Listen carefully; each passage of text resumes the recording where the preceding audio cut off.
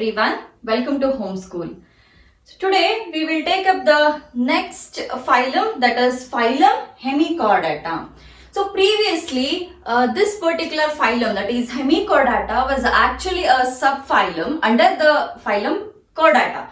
So previously Hemichordata was not a single phylum, it was a subphylum under a phylum called as Chordata, but somehow now it is being placed as a separate phylum, that is Hemichordata, and it is a very small phylum which mainly includes some worm-like, especially the marine animals, right? So this Hemichordata, this was previously earlier it was a subphylum. It was a subphylum under Chordata. Under Chordata. So now it is a separate phylum and it is a small phylum which mainly includes worm-like marine animals. Worm-like marine animals. Then, what are the main characteristics of these particular members of the Hemichordata? So, they also exhibit organ system level of organization. They exhibit organ system level of organization. Then it exhibits bilateral symmetry and these are triploblastic in nature. They exhibit bilateral symmetry and they are triploblastic. They are triploblastic. So triploblastic is they have got 3 germ layers and bilateral is if you cut the organism along the main axis, it will show 2 equal right hind or 2 similar right and left halves. And these are coleomates, that is they have got true column in them in the members of the Hemichordata. Then speaking about the body. So the body has mainly 3 parts. Body has mainly 3 parts. So the first one is the proboscis. First one is the proboscis. Second one is the collar. Third one is trunk, right? So proboscis, collar and trunk. So we will see one example so that we will get to know what exactly is proboscis and what is collar and what is trunk. So proboscis, this is mainly the head region which has got the mouth which is ventral in nature. We will write it. Proboscis, this is mainly the head region and it includes mouth which is ventral in nature. So mouth which is ventral in nature, as well as it has got the proboscis gland for excretion. Proboscis gland for excretion. Okay. Then how about the collar? So this particular collar, it has a stomochord. We are speaking about the collar. So collar has a stomochord.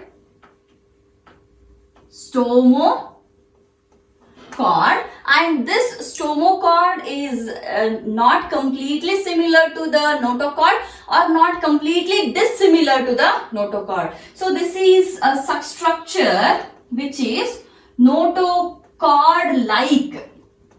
Okay, we call it as notochord like because these functionally it is quite similar to the notochord. Hence we call the stomochord as notochord-like structure but not a notochord. Fine. So now we will see the diagram here so that we will get to know. So this is a triangular shaped structure. This is the proboscis. Triangular shaped structure is the proboscis, and then we have a small segment just below the proboscis. So I will just draw one small partition here, and then below this partition we have one more region, elongated region, which is called as the collar region. Okay, so after the collar region, then we have a bent structure. We have a bent structure like this,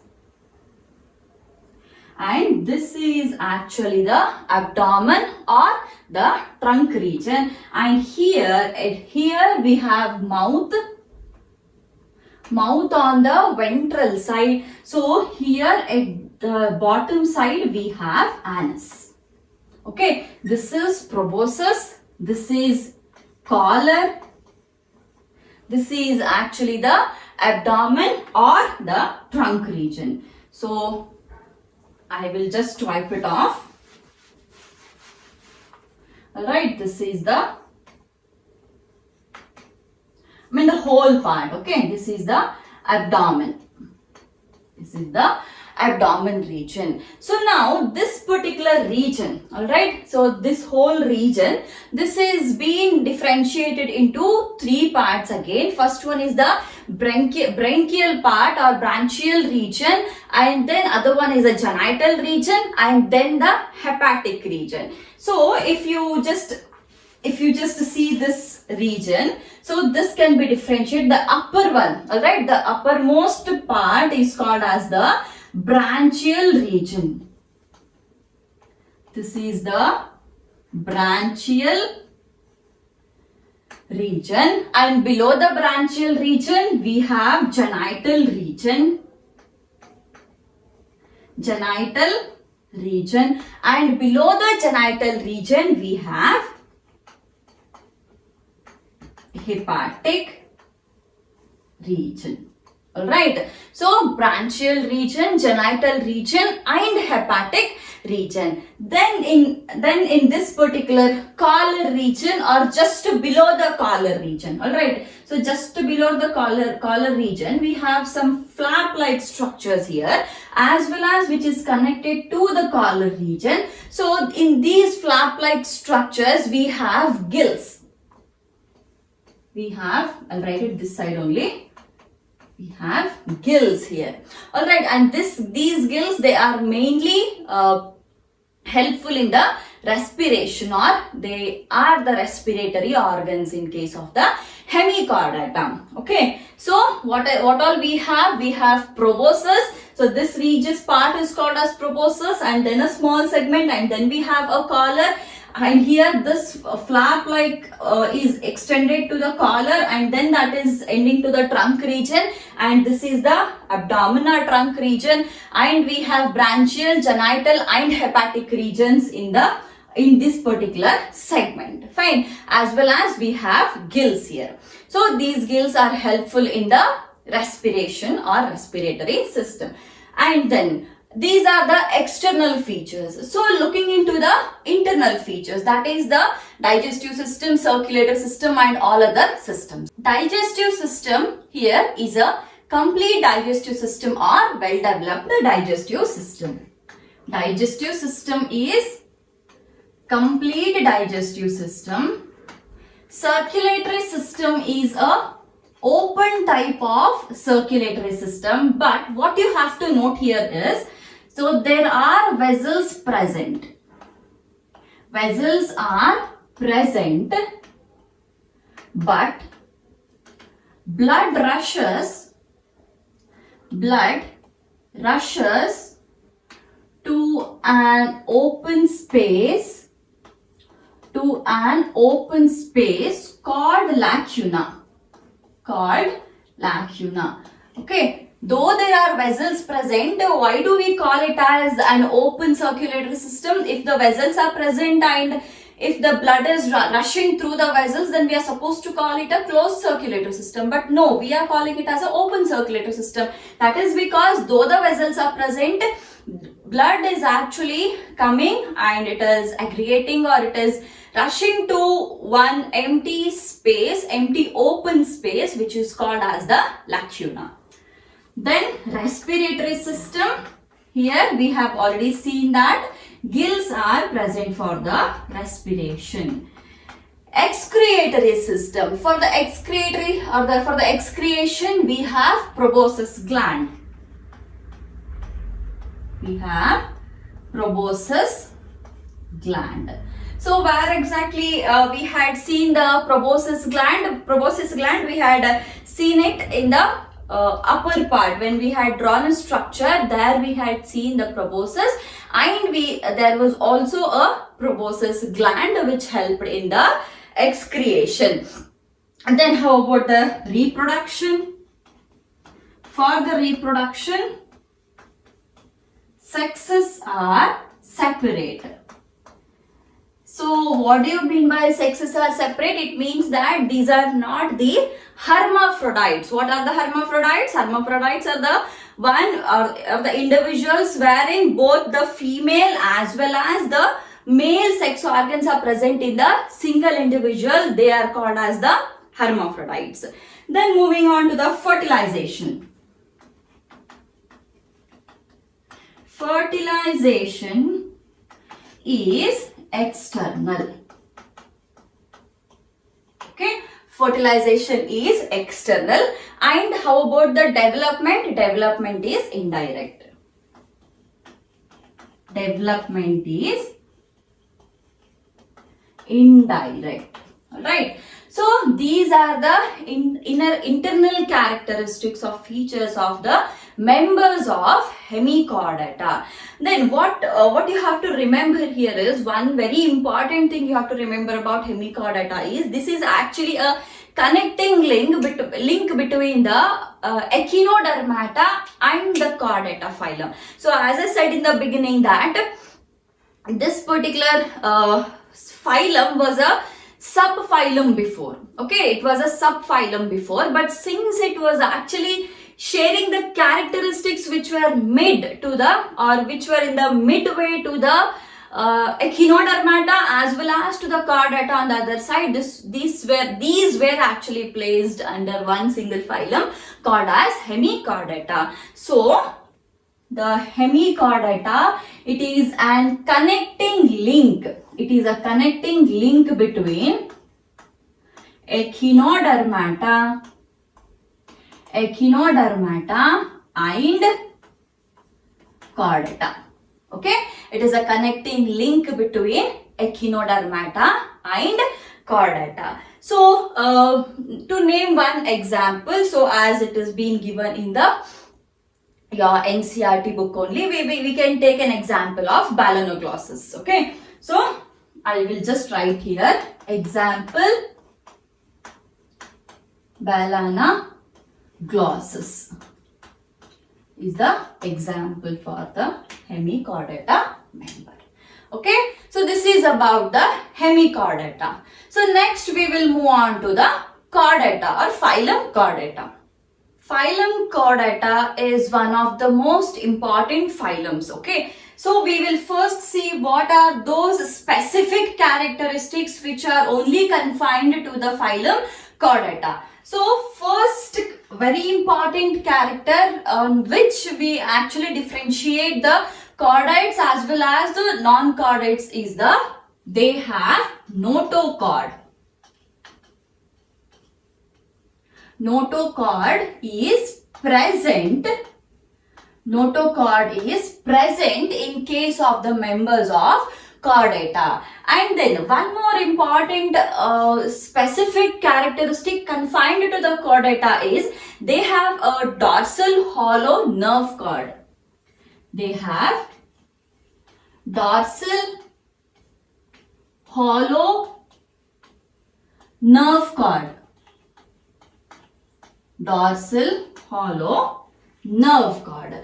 Then third one is that they have paired pharyngeal gill slits. paired pharyngeal gill slits.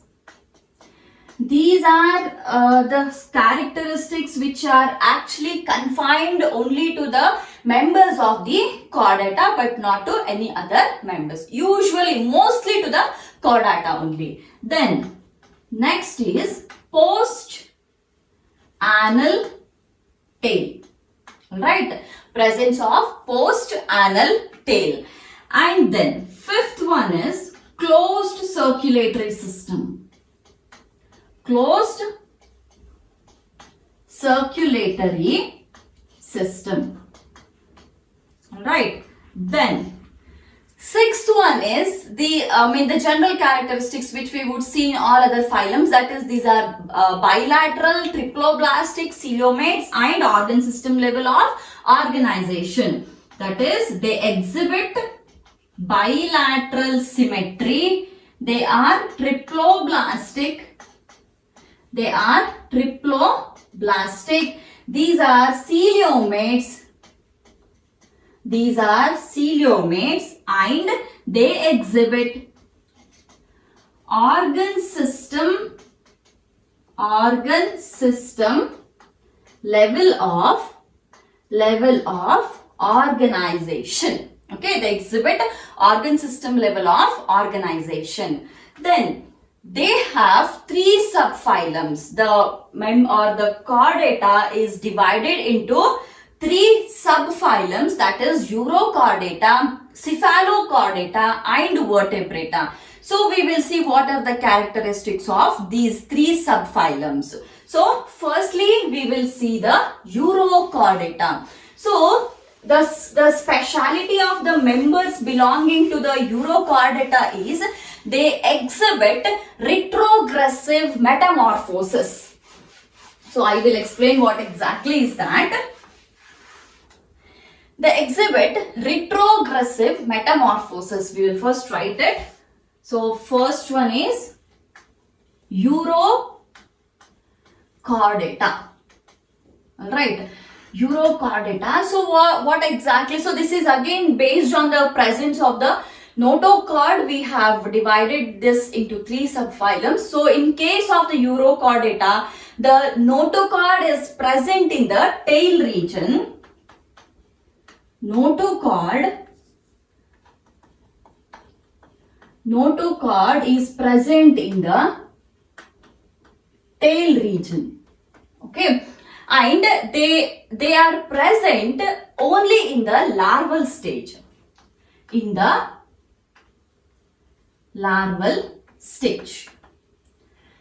Notochord is present in the tail region in the larval stage, and since they exhibit, as I said, since they exhibit retrogressive metamorphosis, they exhibit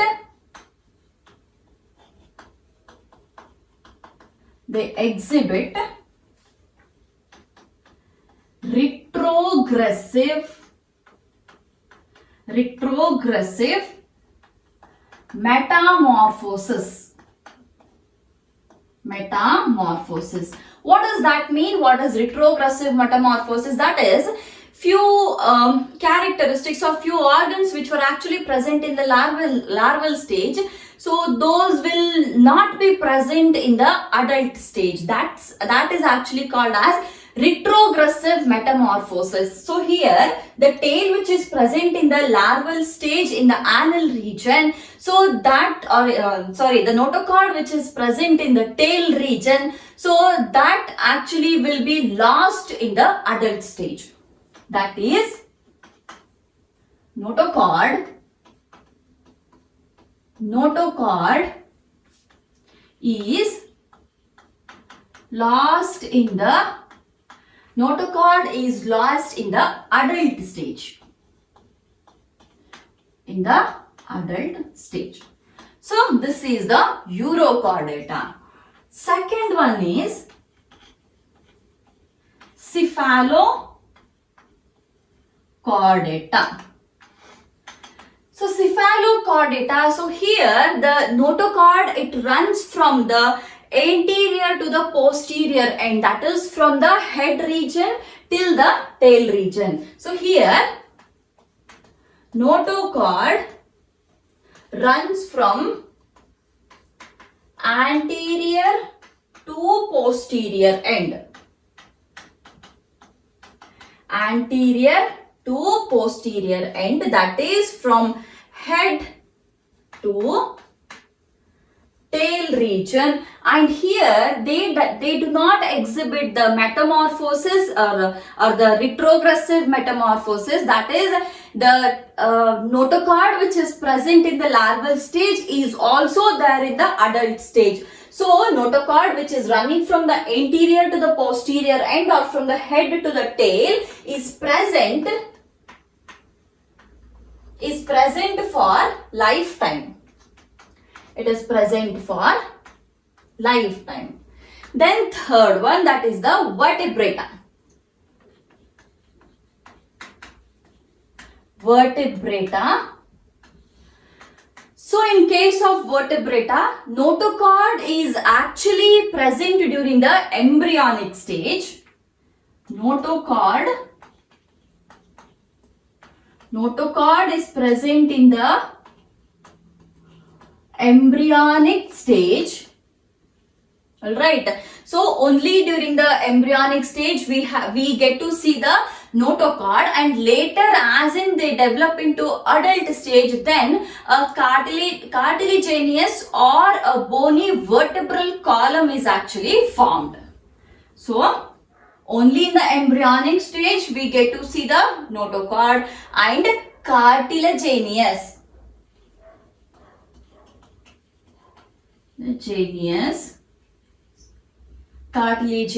or a bony vertebral column or bony vertebral column. Alright, so vertebral column is seen in the adult.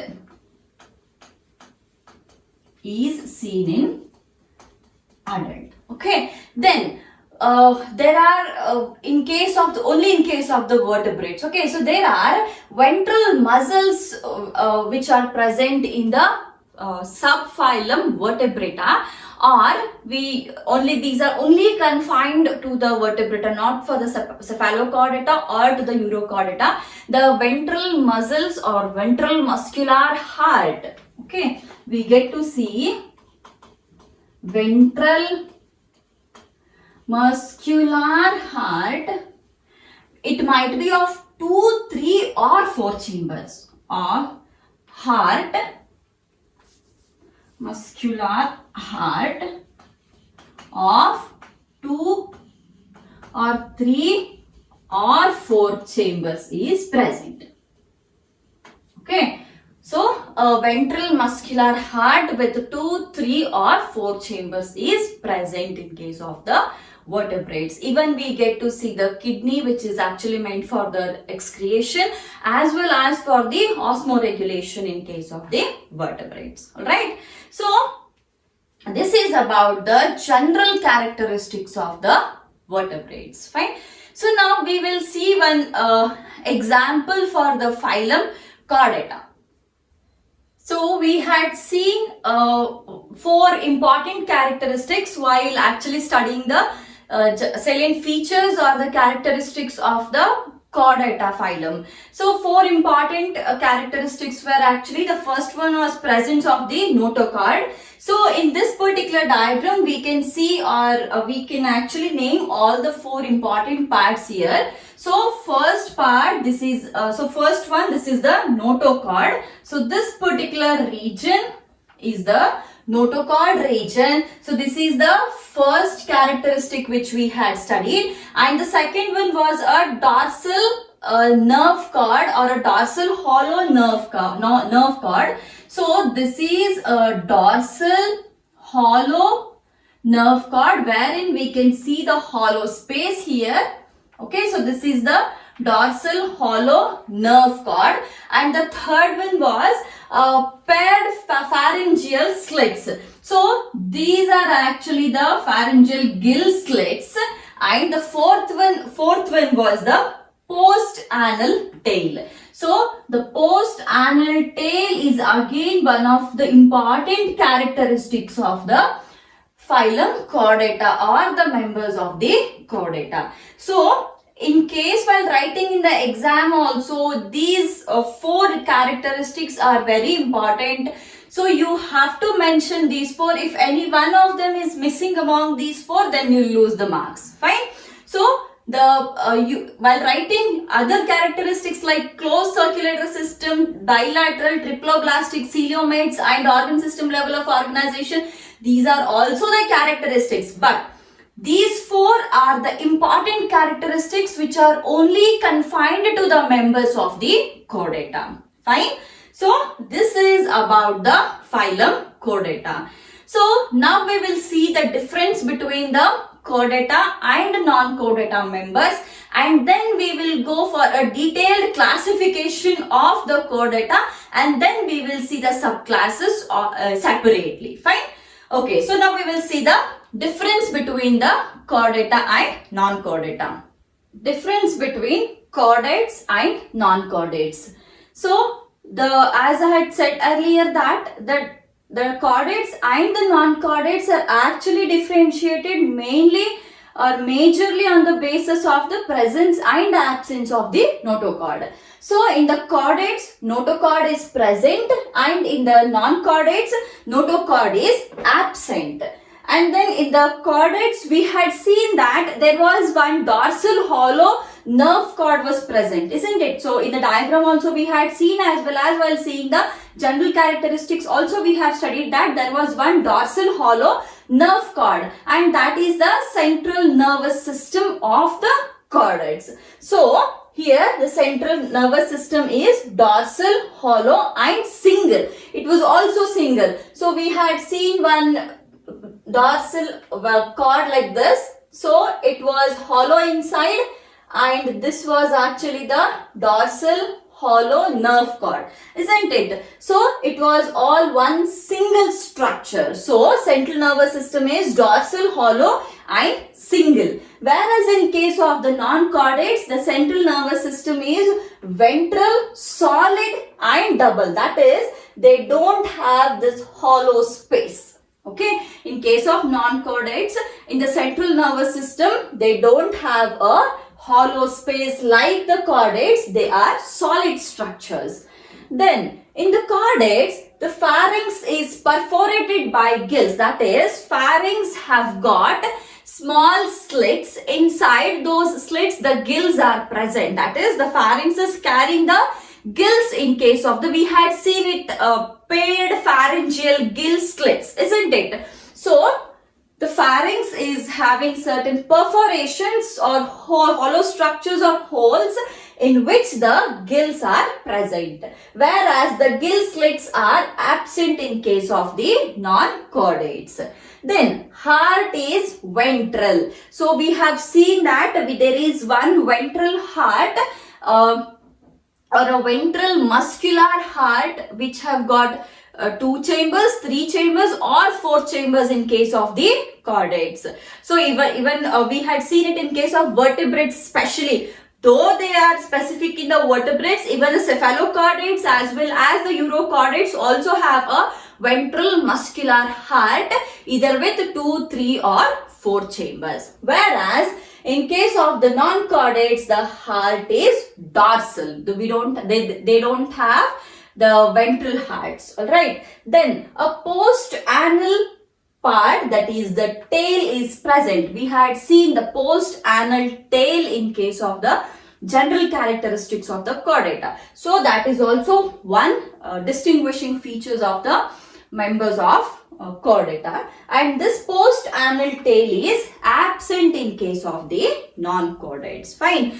So if you revise those, if you remember those 4 points which we had studied first, based on that only you can write the complete chordata. If they ask in the exam to write about the chordata for 5 marks, then in that case, if you remember those 4 characteristics, you can actually write the whole phylum, all the points including the classification also you can write based on based on those 4 points, as well as the chordata and non-chordata difference is also based on those 4 points only. Only this heart is one extra point here. Alright.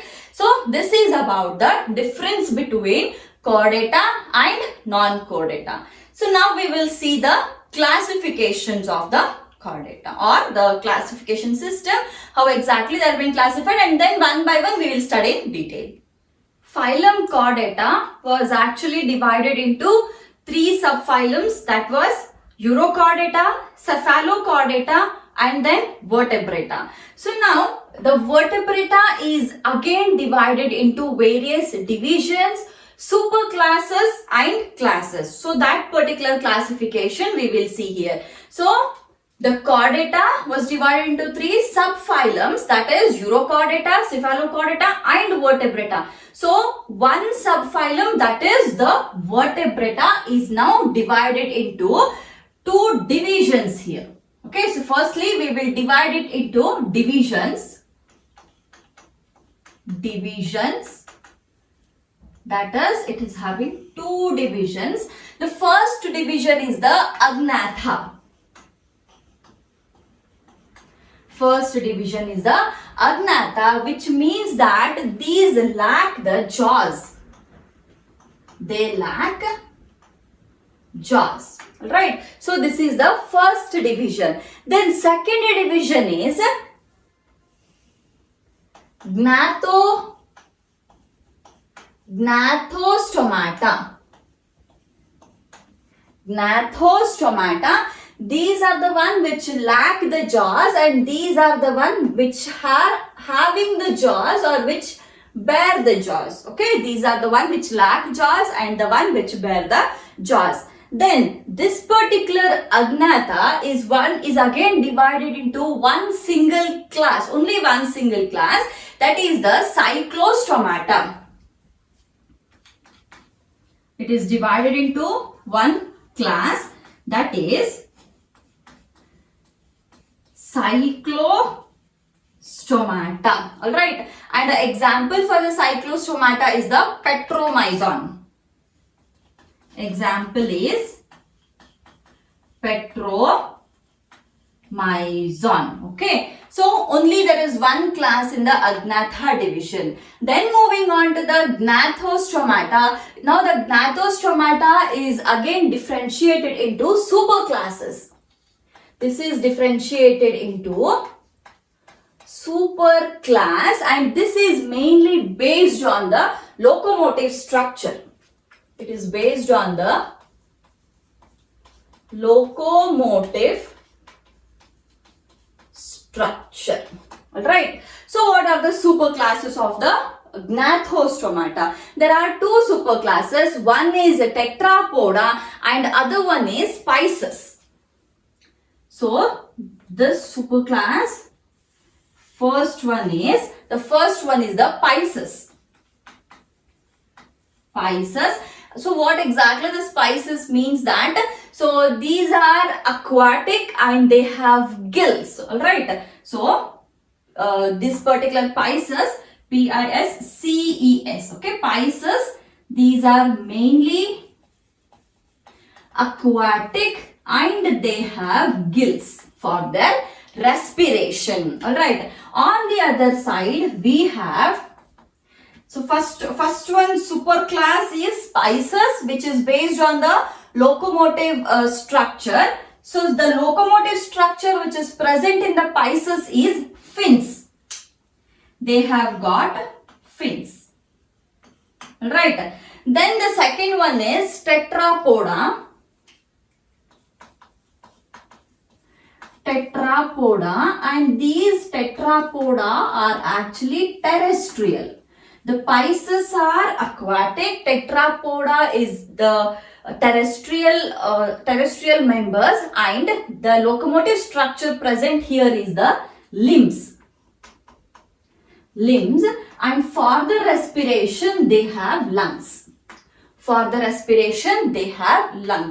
Now, these 2 superclasses, that is Pisces and the Tetrapoda, they are being differentiated into classes now. So, firstly, we will speak about the Pisces. So, the classes.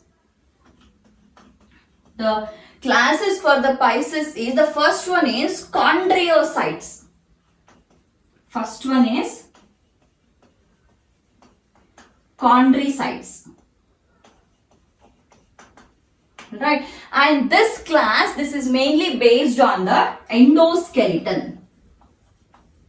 Endoskeleton. Okay, this classification henceforth is actually based on the endoskeleton, and the chondriocytes or chondriocytes, these are the cartilaginous fishes. We know that Pisces are aquatic. Definitely there should be, since they are fins bearing, there should be fishes, and the chondriocytes are the one which are having the cartilaginous endoskeleton. So it is having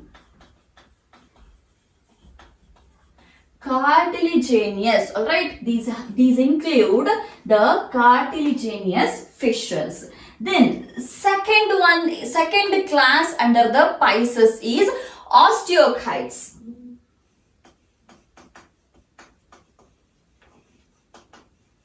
So this particular osteocytes, these are the bony fishes.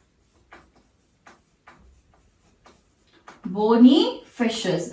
So here the endoskeleton is cartilaginous in nature, and here the endoskeleton is bony in nature. Then moving on to the classes of the tetrapoda, that is superclass tetrapoda. Under that we again have 4 classes. So first one is amphibia. Second one is reptilia. First one is amphibia, second one is reptilia, third one is aves. Fourth one is mammals. So these are the 4 classes which come under the superclass tetrapoda, and these are the 2 classes which come under the superclass Pisces. This is the superclass and this is one superclass. So 2 superclasses, which is mainly based on their locomotive structure. In case of Pisces, the locomotive structure is the fins. In case of the tetrapoda, locomotive structure is the limbs. And Pisces are aquatic, and hence they have gills as their respiratory organ, and the tetrapoda are the terrestrial members, and they have lungs as their respiratory organ. Alright, and above the superclass we have divisions. One is the agnatha and the second one is the gnathostomata. So agnatha is the one wherein they lack the jaws, and gnathostomata are the one wherein they have the jaws or they bear the jaws. Alright, and under the agnatha we have only one single class, that is the cyclostomata, and example for the cyclostomata is the pectrobison. Fine. So this is about the classification of the vertebrates or the subphylum Vertebrata. So in the next class we will see what exactly are these chondrocytes and osteocytes and what are these all the classes. Okay, so we will stop the class by this, and we will meet up in the next class with the details of all these classes. All right, okay, so subscribe the channel and share the videos. All right, keep watching the videos.